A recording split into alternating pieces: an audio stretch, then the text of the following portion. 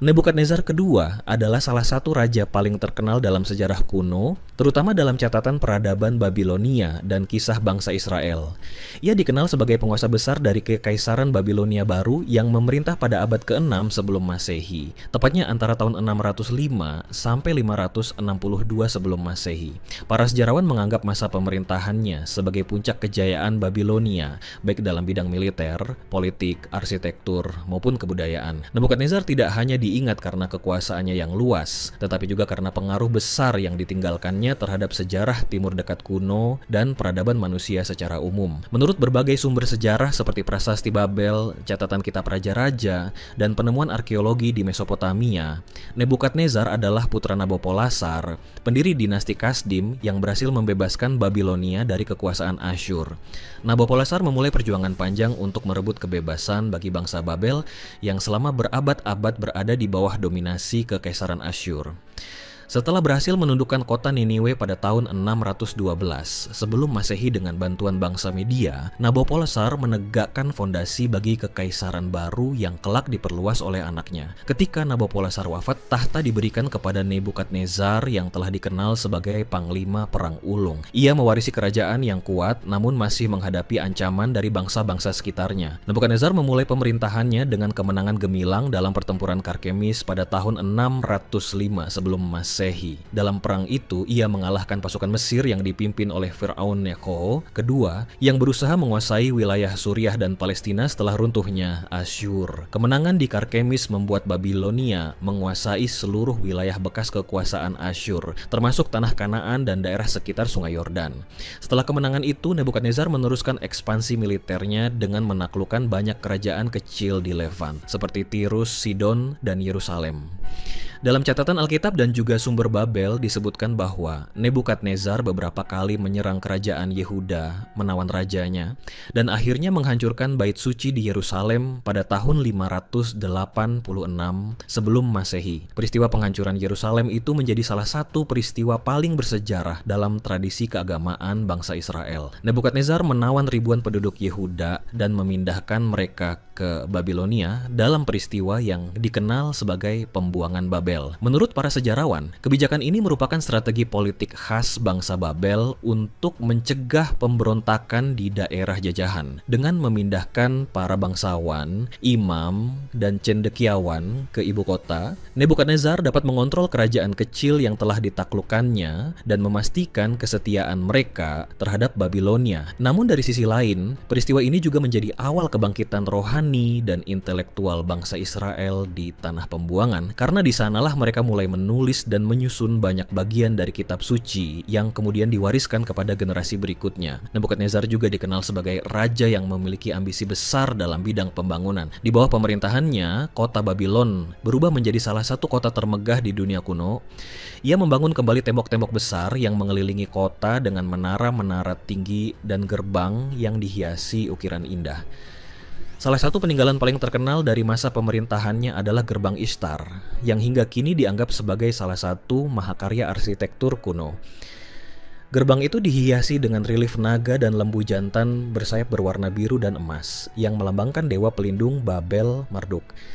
Nebukadnezar juga memperluas dan memperindah kompleks kuil Esagila yang dipersembahkan untuk Marduk, serta membangun menara zigurat yang oleh sebagian sejarawan dianggap sebagai asal legenda Menara Babel. Selain itu, banyak catatan klasik seperti yang dikisahkan oleh para penulis Yunani kemudian menyebutkan bahwa Nebukadnezar juga membangun taman gantung Babilonia untuk istrinya Amitis dari Media.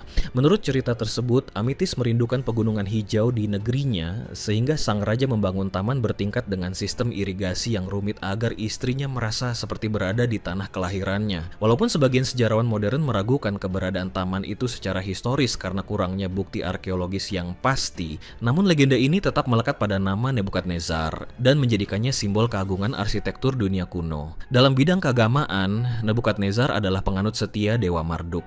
Ia memperkuat peran kuil-kuil dan para pendeta Babel sebagai penopang ideologi kekuasaannya. Dalam banyak prasasti ditemukan doa dan pernyataannya yang penuh kerendahan kerendahan hati di hadapan dewa-dewa Babel. Ia sering menyebut dirinya sebagai hamba Marduk yang diberi kekuasaan untuk menegakkan keadilan di bumi. Namun dari sisi politik, ia juga dikenal tegas dan kejam terhadap musuhnya. Setiap kota yang berani memberontak akan dihancurkan tanpa ampun dan penduduknya dipindahkan ke wilayah lain. Kebijakan keras ini membuat kekaisarannya stabil selama hampir 4 dekade tanpa adanya ancaman besar dari luar. Para sejarawan mencatat bahwa Nebukadnezar tidak hanya seorang prajurit dan pembangun, tetapi juga seorang administrator yang ulung.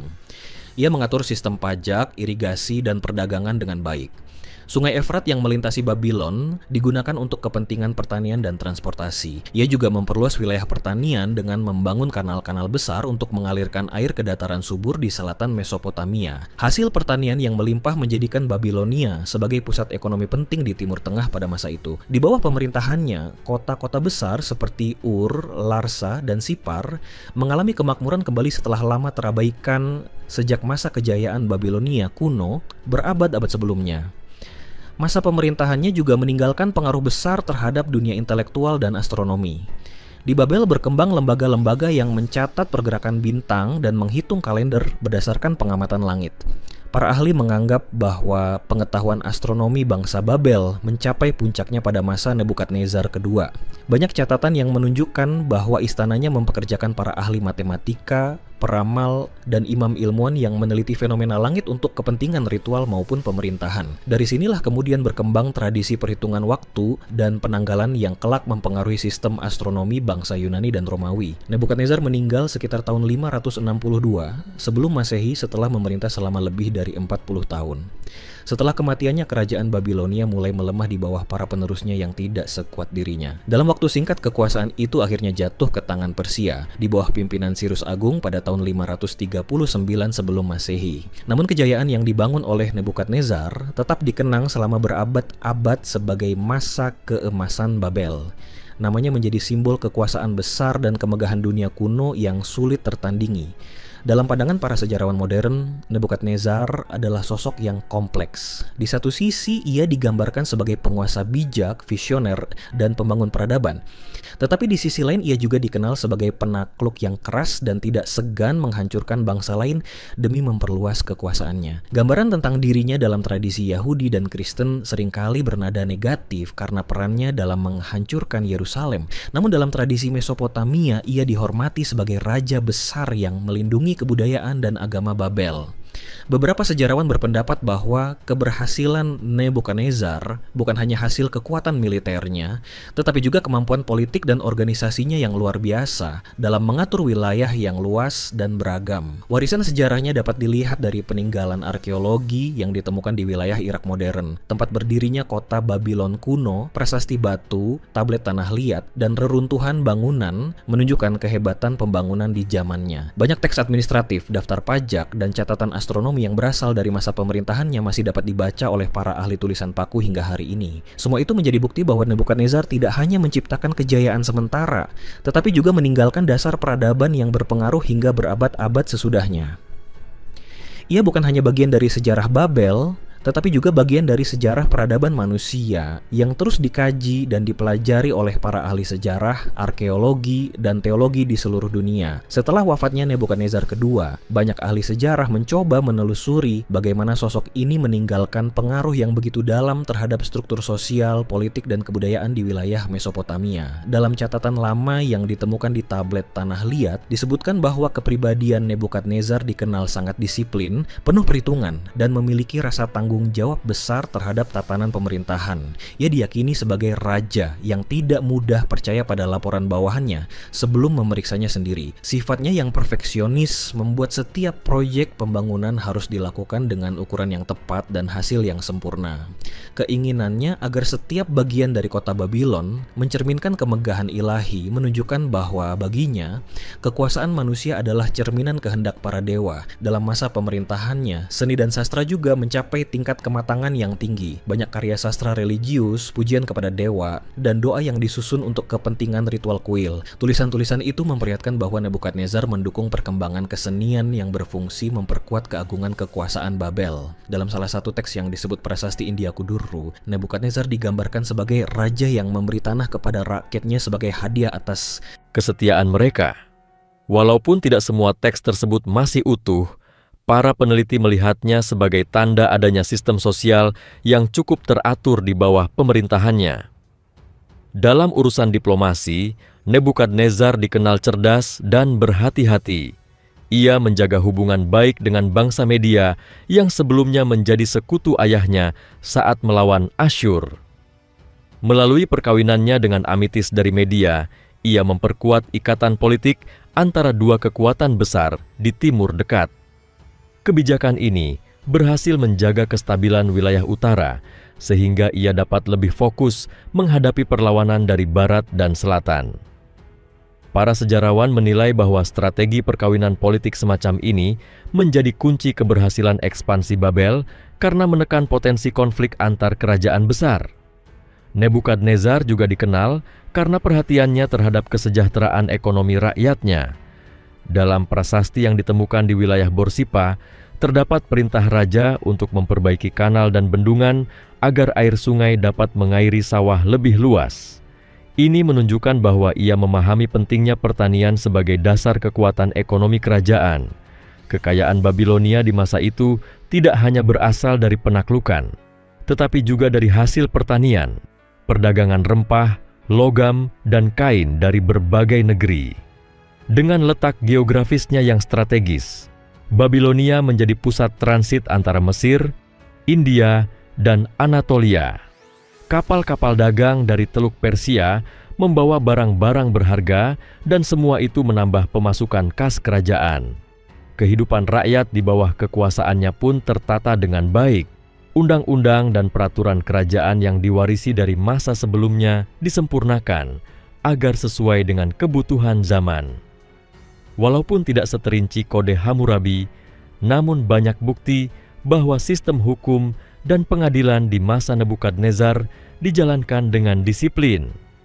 Dalam arsip pengadilan yang ditemukan di reruntuhan Babel, disebutkan bahwa keputusan hukum seringkali disertai dengan sumpah religius atas nama Dewa Marduk, sehingga pelanggaran terhadap hukum dianggap sebagai dosa besar. Struktur masyarakat terbagi antara bangsawan, pendeta, prajurit, pedagang, petani, dan budak. Namun setiap lapisan memiliki peran yang jelas dalam mendukung stabilitas negara. Para ahli modern seperti Donald Wiseman dan Amelie Kurt menilai bahwa Nebukadnezar adalah penguasa yang berhasil menyatukan kekuatan religius dan administratif. Ia tidak hanya memerintah dengan pedang, tetapi juga dengan simbol-simbol keagamaan yang kuat. Di setiap kota besar yang ditaklukkannya, ia memerintahkan pembangunan kuil atau altar penghormatan bagi Dewa Marduk agar rakyat merasa bagian dari kekuasaan Babel. Pendekatan ini berbeda dari cara bangsa Asyur yang lebih menekankan teror dan kekerasan.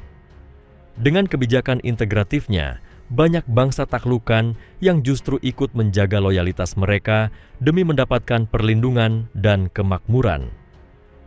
Dalam catatan-catatan dari dunia kuno, Nebukadnezar digambarkan sebagai sosok yang terkadang diliputi kecemasan spiritual. Beberapa teks Babilonia menyinggung masa-masa ia mengalami mimpi buruk dan menafsirkan tanda-tanda langit sebagai peringatan dari para dewa. Disinilah tampak keunikan pemikiran keagamaan di zamannya, karena raja dianggap bukan hanya penguasa duniawi, tetapi juga penjaga keharmonisan antara manusia dan alam semesta. Setiap bencana alam, banjir, atau wabah dipercaya sebagai tanda kemarahan para dewa, sehingga Nebukadnezar sering melakukan upacara penebusan dosa secara besar-besaran. Ia memimpin prosesi ritual di kuil Marduk sambil membawa persembahan emas, gandum, dan anggur untuk memohon ampun atas kesalahan bangsa. Beberapa tradisi kemudian menggambarkannya sebagai raja yang sempat jatuh sakit atau kehilangan kesadarannya karena kesombongan. Walaupun kisah ini muncul dalam literatur keagamaan, sejarawan menilainya sebagai alegori moral yang menggambarkan bahaya kesombongan manusia di hadapan kekuasaan ilahi. Meski demikian, tidak ada bukti arkeologis yang menunjukkan bahwa Nebukadnezar benar-benar mengalami kegilaan seperti yang diceritakan dalam teks agama. Namun, kisah itu menggambarkan pandangan masyarakat kuno tentang raja yang terlalu kuat, di mana kekuasaan besar selalu diiringi dengan ujian spiritual. Nebukadnezar juga memiliki visi jangka panjang terhadap stabilitas negaranya. Ia menempatkan gubernur yang loyal di setiap wilayah dan memperkuat sistem komunikasi antar provinsi melalui jalur jalan utama yang menghubungkan Babylon dengan kota-kota lain di Mesopotamia. Dalam beberapa prasasti, disebutkan bahwa utusan raja dapat berpindah dari Babylon ke Suriah dalam waktu singkat berkat jaringan jalan dan pos yang rapi. Sistem ini menginspirasi pola administrasi yang kelak diadopsi oleh bangsa Persia setelah menaklukkan Babel. Bukti keberhasilan administratifnya juga terlihat dari kemampuannya mempertahankan ketertiban di wilayah yang luas dan beragam etnis. Babilonia di bawah pemerintahannya menjadi melting pot bagi berbagai bangsa, mulai dari Sumeria, Akkadia, Aram, hingga bangsa-bangsa dari Levant. Perpaduan budaya ini melahirkan kemajuan dalam seni pahat, ukiran batu, dan pembuatan patung perunggu. Banyak relief dari masa itu menggambarkan upacara kerajaan, paret militer, dan perayaan keagamaan dengan detail yang menunjukkan keahlian seniman Babel yang luar biasa. Para arkeolog menemukan bahwa banyak bagian kota Babylon dibangun dengan rencana tata kota yang teratur. Istana kerajaan berada di bagian tengah, dikelilingi tembok tinggi, sementara di bagian selatan terdapat kompleks kuil dan zigurat.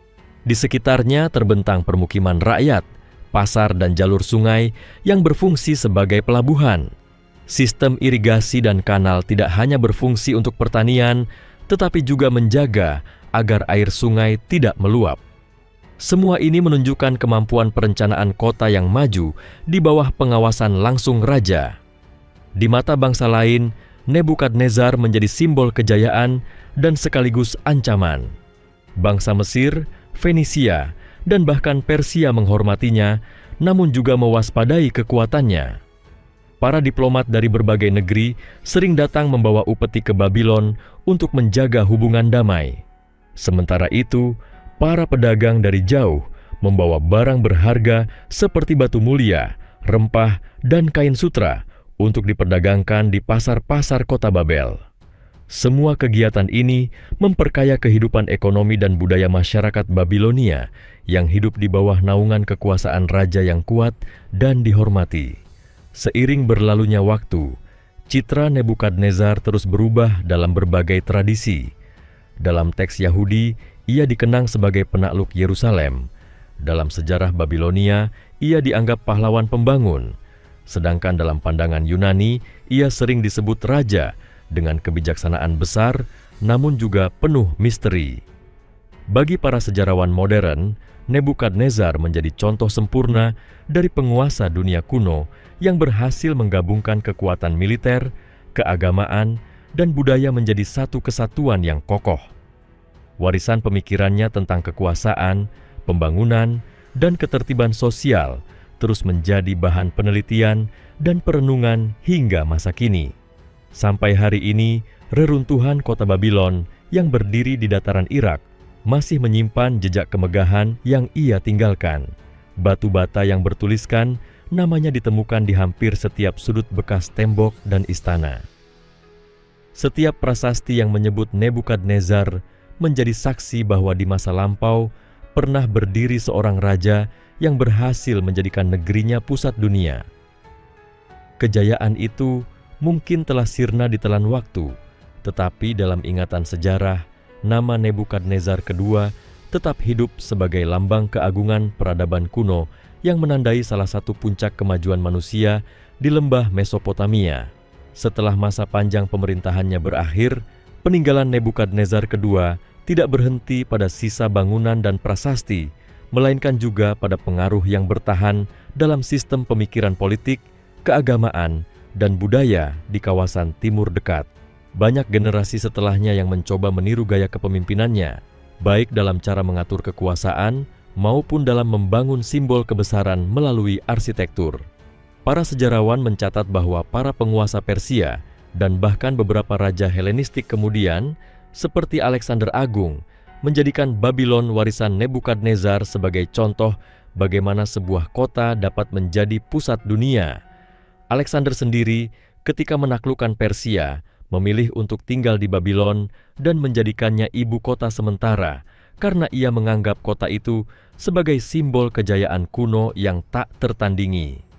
Dalam pandangan para ahli arkeologi, pengaruh Nebukadnezar terhadap kebudayaan kota Babylon tampak dalam detail rancangan arsitektur dan teknik bangunan yang sangat maju untuk zamannya. Batu bata yang dicetak dengan cap namanya bukan sekadar bentuk propaganda, tetapi juga standar administrasi yang menunjukkan bahwa semua proyek kerajaan berada di bawah pengawasan langsung sang raja. Setiap bata, jalan, gerbang, dan menara membawa tanda kekuasaannya, seakan seluruh kota adalah perwujudan dari nama Nebukadnezar itu sendiri. Bahkan, penggunaan warna biru pada gerbang Ishtar yang terbuat dari lapisan kaca tanah liat menjadi inspirasi bagi dekorasi monumental di banyak wilayah Timur Tengah pada masa selanjutnya. Para penulis kuno menggambarkan suasana Babylon di bawah pemerintahannya sebagai kota yang tidak pernah tidur, penuh cahaya, perdagangan, dan upacara. Lampu minyak menyala di sepanjang jalan utama yang membelah kota, sementara suara musik dan nyanyian terdengar setiap malam dari kuil-kuil dan rumah-rumah bangsawan. Di pusat kota berdiri istana besar dengan taman luas yang ditumbuhi pohon kurma, bunga teratai, dan tanaman dari negeri jauh. Semua itu mencerminkan cita rasa estetika seorang penguasa yang ingin menghadirkan surga di bumi. Dari sisi militer, meski setelah masa awal ekspansi besar tidak banyak terjadi peperangan besar, Nebukadnezar tetap mempertahankan kesiapan pasukannya. Ia memperkuat benteng-benteng di perbatasan dan memastikan bahwa setiap wilayah taklukan diawasi oleh komandan yang setia. Dalam arsip yang ditemukan di Sipar dan Uruk, terdapat catatan tentang pembagian logistik dan pembayaran prajurit yang sangat teratur. Pasukan Babel tidak hanya terdiri dari orang asli Babilonia, tetapi juga mencakup serdadu dari bangsa-bangsa lain seperti Aram, Elam, dan bahkan Yahudi yang ditawan dari Yerusalem. Dengan sistem ini, Nebukadnezar menciptakan pasukan multinasional yang tangguh dan efektif untuk mempertahankan wilayah kekaisarannya. Selain menjadi pusat kekuasaan, Babylon juga tumbuh menjadi pusat pendidikan dan pengamatan astronomi. Di dalam kompleks kuil Esagila, para imam dan ahli langit mencatat pergerakan planet serta fenomena langit malam. Mereka mengembangkan sistem penanggalan berdasarkan peredaran bulan dan bintang, yang kemudian menjadi dasar bagi kalender yang digunakan di Timur Tengah selama berabad-abad. Para ilmuwan modern menilai bahwa catatan astronomi dari masa Nebukadnezar merupakan salah satu yang paling akurat di antara peradaban kuno. Hal ini menunjukkan bahwa kebudayaan Babel tidak hanya berdiri di atas kekuatan militer dan ekonomi, tetapi juga ilmu pengetahuan. Salah satu hal yang menarik bagi para peneliti adalah bagaimana sosok Nebukadnezar dipandang secara berbeda oleh berbagai budaya. Dalam teks Yahudi, ia digambarkan sebagai instrumen hukuman Tuhan yang menghancurkan Yerusalem. Namun dalam tradisi Babilonia, ia justru dianggap sebagai pelindung tatanan kosmis yang menjaga keseimbangan antara dunia manusia dan para dewa. Dua citra yang saling bertolak belakang ini memperlihatkan bahwa ia bukan sekadar tokoh sejarah, melainkan lambang dari kekuasaan yang bisa dipahami dengan cara yang berbeda tergantung dari sudut pandang budaya masing-masing. Ketika masa pemerintahan penggantinya dimulai, banyak dari kebijakan Nebukadnezar yang masih dipertahankan. Namun lambat laun, kekuatan politik Babel mulai merosot karena lemahnya penerus dan meningkatnya tekanan dari bangsa Persia di timur. Walau demikian, pengaruh struktur yang ia bangun masih terasa hingga lama sesudahnya. Saluran air, jalan raya, dan kuil-kuil yang dibangun di zamannya tetap digunakan hingga berabad-abad setelah kerajaan itu jatuh. Bahkan, ketika pasukan Sirus Agung memasuki Babylon, kota itu masih berdiri megah dan menjadi pusat administrasi penting dalam Kekaisaran Persia. Di bidang budaya, masa Nebukadnezar menciptakan gaya hidup urban yang jarang dijumpai di dunia kuno. Penduduknya berasal dari berbagai bangsa dan berbicara dalam beragam bahasa, menciptakan kehidupan sosial yang kaya dan dinamis. Di pasar-pasar Babylon dapat ditemukan barang dari India, Mesir, dan Asia Kecil. Para penulis mencatat bahwa di sana juga terdapat pertunjukan musik, drama keagamaan, dan pameran seni yang dihadiri oleh bangsawan dan rakyat biasa. Bagi banyak sejarawan, kota ini adalah contoh paling awal dari peradaban multikultural yang maju, di mana berbagai tradisi hidup berdampingan di bawah satu pemerintahan yang kuat. Di luar bidang kebudayaan, nama Nebukadnezar juga bertahan dalam literatur dan seni selama ribuan tahun. Dalam sastra Latin dan Yunani, ia sering muncul sebagai lambang penguasa besar yang ditakuti namun dikagumi.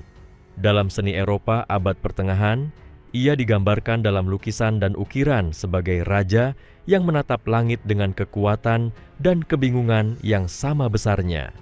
Sosoknya menginspirasi kisah-kisah moral tentang kebanggaan manusia dan akibat dari melupakan asal-usul kekuasaan. Di sisi lain, dalam dunia Islam klasik, beberapa penulis sejarah seperti Al-Masudi dan Ibnu Katsir juga menyinggung nama Nebukadnezar dengan sebutan Bukhtanashar sebagai penguasa yang menaklukkan Yerusalem. Peran Nebukadnezar dalam perjalanan sejarah dunia tidak dapat dipisahkan dari dinamika bangsa-bangsa di sekitarnya. Ia hidup di masa transisi antara era kekuasaan Asyur dan munculnya Persia. Karena itu, pemerintahannya menjadi jembatan antara dua zaman besar yang berbeda.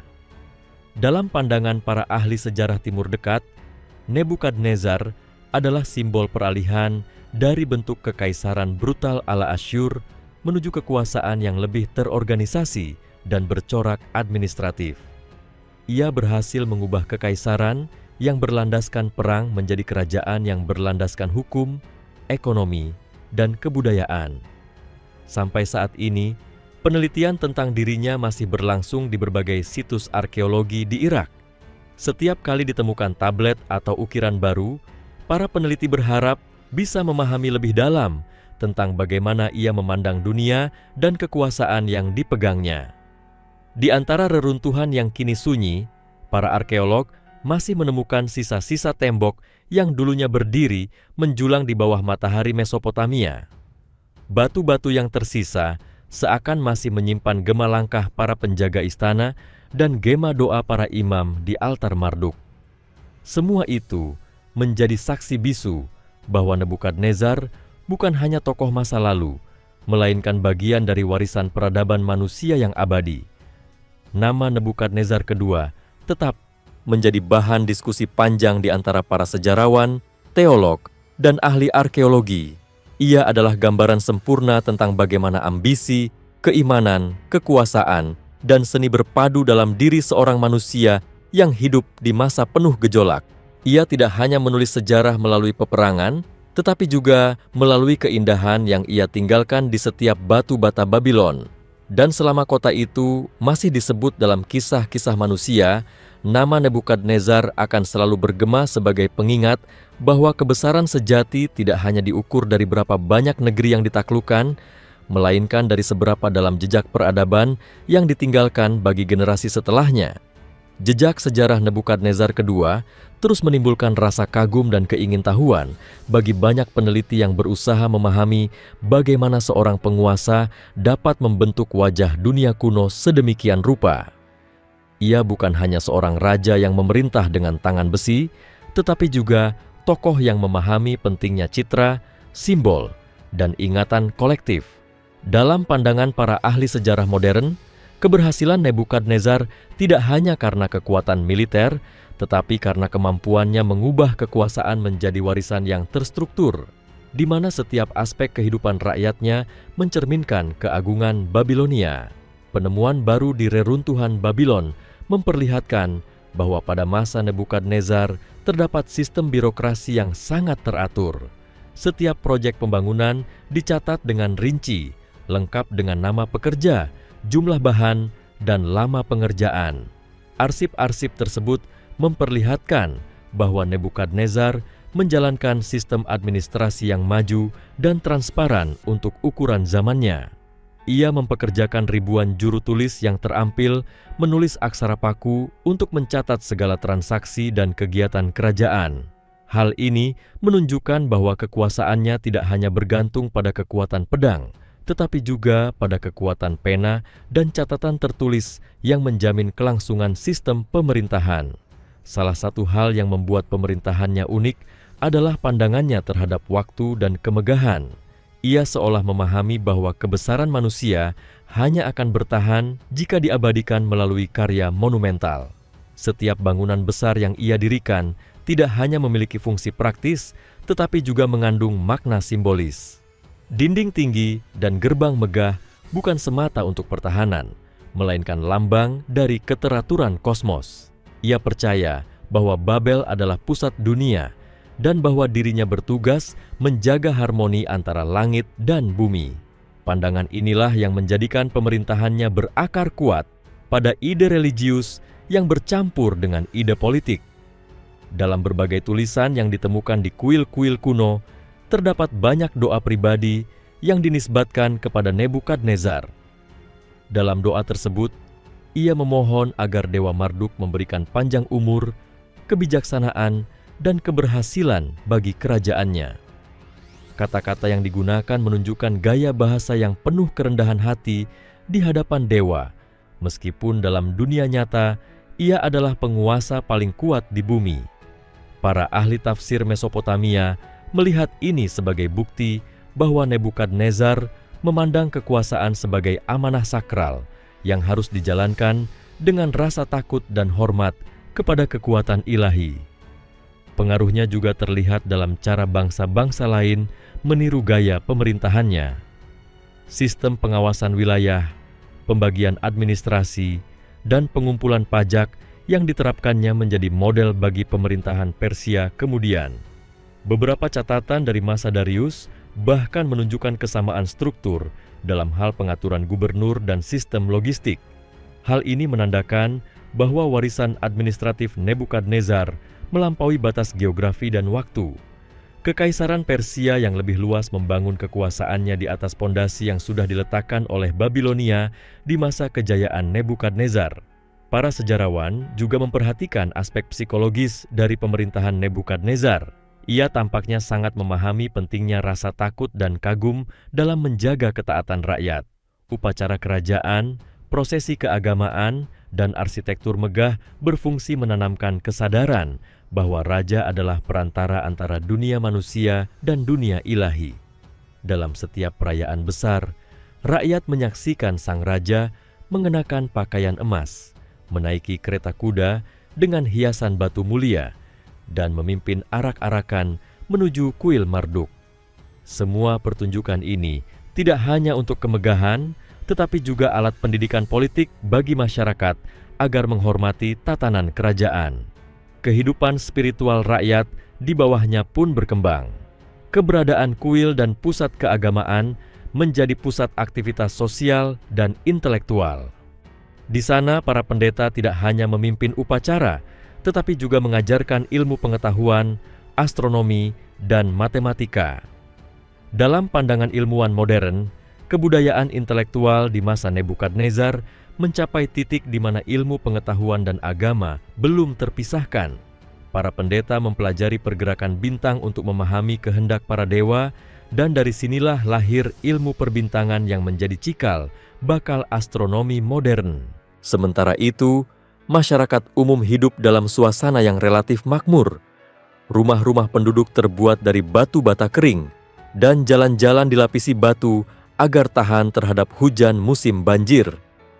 Pasar selalu ramai oleh pedagang dari berbagai negeri. Ada yang menjual gandum, madu, minyak zaitun, dan perhiasan dari negeri jauh. Nebukadnezar mengatur agar perdagangan berjalan aman dengan menempatkan penjaga di setiap gerbang kota dan memungut pajak yang adil atas barang masuk. Ini menjadikan Babilonia bukan hanya pusat kekuasaan politik, tetapi juga jantung ekonomi internasional pada masanya. Dalam bidang seni rupa, banyak temuan menunjukkan berkembangnya estetika baru di bawah naungannya. Ukiran-ukiran yang menggambarkan naga bersayap, banteng raksasa, dan bunga palem menjadi motif utama dalam arsitektur. Lukisan tembok di istana menggambarkan adegan perburuan, upacara kerajaan, dan pemandangan taman. Semua itu menunjukkan rasa cinta Nebukadnezar terhadap keindahan dan detail. Seniman istana diberi kebebasan untuk berkreasi selama karya mereka menggambarkan kebesaran Babilonia. Dari sinilah lahir gaya seni yang kemudian mempengaruhi bentuk arsitektur di Timur Dekat selama berabad-abad setelahnya. Mengenai kepribadiannya, beberapa catatan kuno menyebut bahwa Nebukadnezar dikenal tenang namun tegas. Ia jarang berbicara panjang dalam rapat kerajaan, tetapi setiap keputusannya tegas dan sulit diganggu-gugat. Ia lebih memilih mendengarkan laporan dari para penasihat, kemudian menimbangnya dalam waktu lama sebelum mengambil keputusan. Sikap hati-hati ini yang membuatnya jarang melakukan kesalahan politik besar. Dalam urusan perang, ia tidak terburu-buru menyerang, melainkan menunggu waktu yang tepat dan memastikan logistik serta informasi musuh sudah dikuasai sepenuhnya. Di balik ketegasannya, Nebukadnezar juga dikenal memiliki sisi emosional yang dalam. Beberapa kisah Babilonia menggambarkan bagaimana ia sering merenung di taman istananya pada malam hari, menatap langit, dan memikirkan makna hidup serta kekuasaan. Bagi bangsa Babel, tindakan seperti itu menunjukkan bahwa raja mereka bukan hanya pejuang, tetapi juga pemikir. Ia diyakini sering berkonsultasi dengan para imam dan juru tafsir mimpi untuk mencari petunjuk tentang masa depan kerajaannya. Sikap ini membuatnya dikenal sebagai penguasa yang bijak sekaligus penuh misteri. Seiring berjalannya waktu, sosok Nebukadnezar menjadi lambang abadi bagi kebesaran yang nyaris mencapai kesempurnaan. Ia adalah contoh nyata bagaimana manusia mampu mengubah kota kecil di tepi sungai menjadi pusat dunia. Meski kejayaan itu akhirnya pudar bersama runtuhnya Babylon, tetapi gagasan yang ia tinggalkan tentang tatanan, disiplin, dan keagungan terus menginspirasi peradaban berikutnya. Para penulis, penyair, dan sejarawan di berbagai masa tetap menulis tentang dirinya, bukan hanya untuk mengenang masa lalu, tetapi juga untuk memahami hakikat kekuasaan dan kemanusiaan. Dengan demikian, Nebukadnezar kedua bukan sekadar nama dalam buku sejarah. Ia adalah cermin dari kemampuan manusia untuk membangun sesuatu yang melampaui zamannya. Kota yang ia bangun telah runtuh, namun gagasan tentang kebesaran, kebudayaan, dan tanggung jawab terhadap peradaban tetap hidup. Dalam keheningan gurun yang kini menutupi sisa-sisa Babylon, nama Nebukadnezar masih bergema, membawa pesan bahwa kejayaan sejati bukan hanya terukir di batu dan logam, melainkan dalam ingatan umat manusia yang terus belajar dari masa lalunya.